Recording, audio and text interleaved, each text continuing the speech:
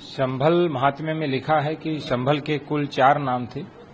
सतयुग, त्रेता, द्वापर और कलयुग में क्रमशः सत्यव्रत, महदगिरी, पिंगल और शंभल नाम थे। और तो सत्यव्रत पुलिस चौकी इसका नाम रखा गया है।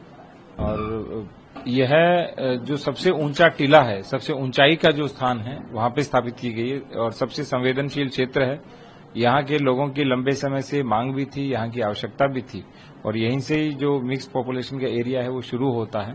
और एक और बात, जो लंबे समय से विवादित धर्मस्थल के पास में पीएसी की स्थापना की गई है, उस पीएसी के रुकने के लिए जो स्थान था वो बहुत ही दयनीय स्थिति में था, रुकने में भी समस्या आती थी। तो वो भी यहाँ रुकेंगे, पुलिस चौकी भी रहेगी, डिस्ट्रिक्ट कंट्रोल रूम सेंटर भी रहेगा और सीसीटीवी कैमरा और सेफ संभल सिटी की निगरानी के लिए ICCC सेंटर भी यहाँ रहेगा। जनपद में आज सत्यव्रत नाम की चौकी की पुलिस के द्वारा स्थापना की गई है। 24 नवंबर को हुई हिंसा के बाद में पुलिस के द्वारा इस विषय को स्टडी किया गया कि यहाँ पे ही ये एपिसेंटर क्यों रहता है। ये मुख्य केंद्र, जितने भी सांप्रदायिक घटनाएं या फिर हिंसा की घटना होती है, उनका मुख्य केंद्र यही रहता है। इसी को मद्देनजर ध्यान में रखते हुए नगर पालिका की खाली पड़ी जमीन पर पुलिस के द्वारा नगर पालिका से NOC लेकर और शासन से फंड मांगने के बाद में यहाँ पे कार्य प्रारंभ हुआ और आज 2 मंजिला ये चौकी है, इसका निर्माण कार्य पूर्ण हुआ है।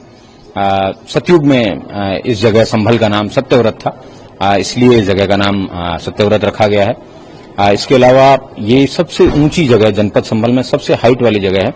इसी वजह से इस जगह पे एक पुलिस कंट्रोल रूम भी बनाया जाएगा। पुलिस कंट्रोल रूम जो है उसमें जो डिस्ट्रिक्ट का DCR है उसको सेटअप किया जाएगा, ऊपर एक एंटीना लगाया गया है। उसके साथ साथ PAC के जो जवान यहाँ पे विवादित धर्मस्थल की सुरक्षा करते हैं, उन लोगों को भी वहाँ पे स्थापित किया जाएगा। उसके अलावा यहाँ के जो हिंदू और मुस्लिम और इस तरीके जो कम्युनली डिवाइड है, उसके बीच में इस चौकी होने की वजह से कभी भी सांप्रदायिक हिंसा एक जगह से दूसरी जगह फैलने के जो चांसेस रहते हैं वो न्यून हो जाएंगे। इसलिए इस चौकी की स्थापना की गई। यहाँ पे ऑलरेडी चौकी प्रभारी और कुछ कांस्टेबल्स की नियुक्ति है वो कर दी गई है और समय समय पे इसका रिव्यू कर दिया जाएगा। और इसका एक भौगोलिक एरिया भी है जिसपे चौकी ध्यान रखेगी, जिसमें कोट पूर्वी और कोट गरवी जो है ये क्षेत्र हैं, ये इस चौकी के अंदर कवर किए जाएंगे।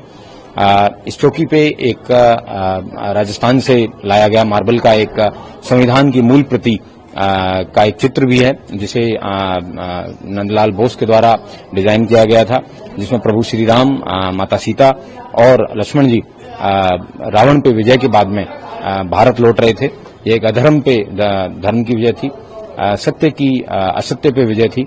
इसलिए वहां मैं भी चाहता हूं कि संभल की पुलिस जो है यहाँ के लोगों के मौलिक अधिकारों की रक्षा करें, जो उनके अधिकार हैं उनकी रक्षा करें तथा लोगों को उनके जो कर्तव्य हैं उनके प्रति भी प्रशस्त करें। इसीलिए इस जगह को सत्यव्रत पे इस तरीके का लोगो भी लगाया गया है। मैं उम्मीद करता हूं कि संभल पुलिस सभी लोगों की सुरक्षा में सदैव तत्पर रहेगी, मुस्तैद रहेगी और भविष्य में इस तरीके की कोई भी घटना न हो पाए, उसके लिए इस चौकी का स्थापना की गई। रामनवमी के दिन 10 कंपनी PAC, RRF और एक कंपनी RAF की डिप्लॉय की गई है टेथर ड्रोन के साथ में बॉक्स फॉर्मेशन के अंदर और CCTV कैमराओं के एडवांस में वेरिफिकेशन और कंट्रोल रूम के साथ में ये जुलूस हैं वो निकाले जाएंगे। और मैं उम्मीद करता हूं कि सभी जुलूस जो हैं वो शांतिपूर्वक तरीके से आज देर रात्रि तक संपन्न हो जाएंगे। रामनवमी को लेकर जो है जो हर साल की तरह पूरे नगर में जो भी मंदिर हैं, चाहे वो राम मंदिर हो या हनुमान मंदिर हो या अभी शारदीय नवरात्र संपन्न हो रहा है, तो इसके लिए जो देवी मंदिर है उन सभी में दुर्गा सप्तशती का पाठ, वाल्मीकि रामायण का पाठ या रामचरितमानस का पाठ सुनिश्चित किया जा रहा है। साफ सफाई कराई गई है, पेयजल और विद्युत की आपूर्ति सुनिश्चित की जा रही है कि समय आपूर्ति होती रहे। इसके अलावा जो सुरक्षा व्यवस्था है उसके दृष्टिगत PAC तैनात है। PAC और RRF और RAF के जो 10 बटालियन पूर्व से ही हैं जिले में, वो सभी तैनात हैं और सिविल पुलिस भी जगह जगह तैनात की गई।